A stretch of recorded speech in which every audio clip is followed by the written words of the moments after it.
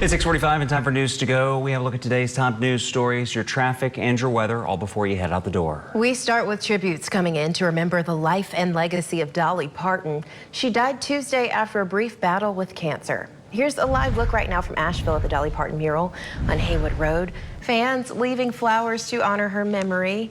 Memorials are growing across the country in memory of the music legend. President Donald Trump ordered flags to be lowered at half-staff for a week, and the Empire State Building sparkled pink in her memory last night. Now, Parton was a renowned singer, actress and philanthropist, most known for writing hit songs like Jolene, I Will Always Love You, and 9 to 5. One of her lasting impacts, the Imagination Library. Parton donated about 300 million books to kids worldwide. She also donated $1 million to help relief efforts after Hurricane Helene. Fans say she was one of a kind. She truly is one of the best songwriters that's ever lived.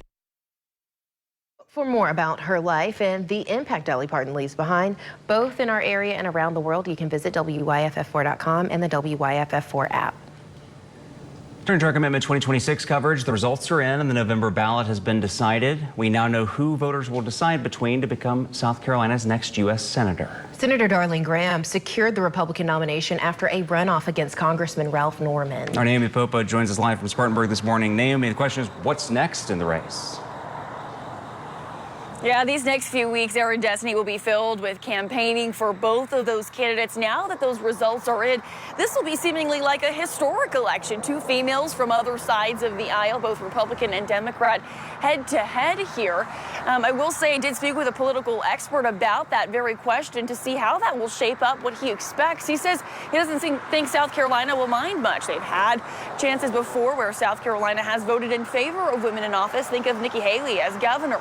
But even still, when Darlene Graham was chosen as interim senator, she was the first U.S. senator for South Carolina in history. Let's talk a little bit about how things shaped up yesterday. Strong support poured in from the upstate for Ralph Norman, while Graham dominated in the Midlands. Even still, Graham succeeded at 52% of the votes and Ralph Norman at 47%, leaving just over a 5% margin between the two of them. Now, South Carolina voters will head back to the polls in November, choosing between four candidates: Darlene Graham, Dr. Annie Andrews, Katie Whitner, and Mark Hackett. Political expert and professor of politics and international affairs Brett Nelson tells WYFF4 the results of last night's election could lead to a fascinating campaign season. It would be interesting to see two women debating each other on the stage before the general election. And of course, Darlene Graham has made some gaffes when it comes to debates, and Dr. Andrews might be able to jump on that and make that an issue in the campaign. But at the end of the day, I think most Republicans think that Darlene Graham will go up and do what her brother did and what President Trump wants her to do, and that's just fine with them. In his speech last night, Ralph Norman said that Darlene Graham will have a hard time beating Dr. Annie Andrews. Even still, he hopes that she does. Live here in Spartanburg County, I'm Naomi Popa, WYFF News 4. Naomi, thank you. You can find last night's results online at WYFF4.com and on the WYFF News 4 app. Victoria? It's a nice start to our day overall across the area right now. Spartanburg, good morning, 68 degrees. We're in the 70s here in Greenville. Nice sunrise over Anderson and Lake Hartwell at 69, Asheville at 62. A few low-lying clouds over the mountains. It's definitely a warmer start than the last few mornings. It's not terrible, but you'll feel a difference from the humidity as we go throughout the afternoon. Highs for today are hitting the mid to upper 80s for most of us, low 80s for western North Carolina, but the humidity is back, so feel like temperatures for today will reach the 90s, low 90s, but that's still pretty sticky outside. For today, or for this morning, we are starting off dry, a few clouds out there, then isolated, widely scattered storms will develop through the afternoon and towards the evening hours. Most of us for Wednesday stay nice and dry up until about Thursday. We start to watch conditions deteriorate a bit through the afternoon. Thursday and Friday have better chances of some rain as a cold front pushes through the area.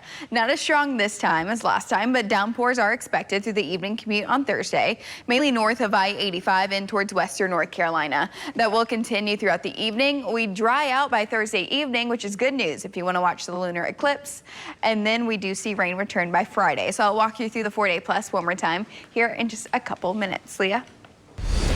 All right, and as we head out the door this Wednesday morning, you're looking at a pretty typical commute, so nothing that I want to flag for you out of the ordinary. Taking a live look right past a 101 BMW, kind of that trouble spot we're used to seeing. But the good news is it looks like this right now, so really shaping up to be quite a great ride as you head out the door. Taking a look here, you're seeing that yellow pop up both north and southbound lanes of A85, but as you can see, not any crashes, anything. 29 also looking good. That highway coming into Greenville, certainly started to see a reduction in speed in that downtown area specifically. Also 25, not out of the ordinary there either, but as you can see, not impacting our interstate travel times. They're green all across the board for this Wednesday morning. Leah, thank you. It's the first day of classes at Anderson University, and university leaders are asking people to be more aware this week. Today, you can expect to see busier roads and sidewalks. Welcome Week events last until Saturday, where there will be a fireworks show at 8:45 that night.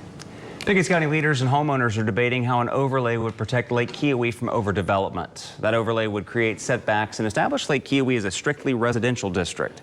County Council Chairman says regulations would protect the land's character and its resources. The owners of Sunset Marina and business partners worry the overlay would delay an expansion project. Also, development of an incoming luxury lodge and spa located within the Old Edwards Reserve community could be impacted. Lake Keowee has relatively few public amenities compared to many lakes around the southeast. And what that means is if you're a local family who is living in the community, paying taxes, working hard, a lot of those folks just don't have the access to the lake that they likely should.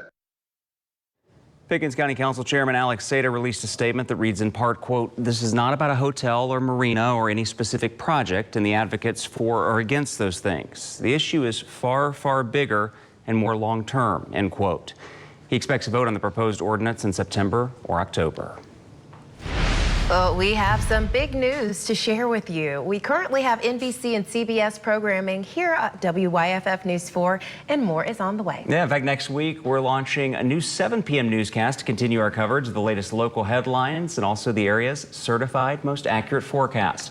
Starting on Monday, August 31st, the new 7 p.m. newscast will air exclusively on CBS. We're excited to continue the new journey with you. We hope you'll tune in to our new newscast Monday at 7 p.m. on CBS.